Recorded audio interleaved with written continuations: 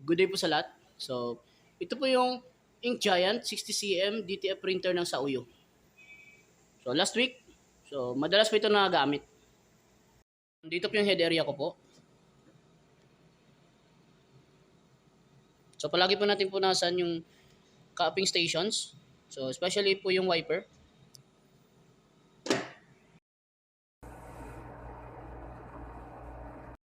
So, nandito po yung waste tank, yung AVR at saka yung ground. So, nandito na po yung ink system ko. Katamtaman lang po siya. After natin ma-on yung printer, so magki-cleaning po tayo. So, ang gamit ko po na mode sa cleaning ay normal. So, after natin mag-cleaning, so magna-nozzle test po tayo.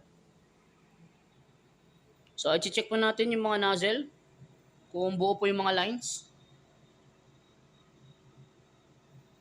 So, pag nakita natin buo na po yung lines, pwede na po tayo mag-start sa printing. So, dako naman tayo sa DTF output. So, andito po yung printer daily checklist ko po. So, updated po siya.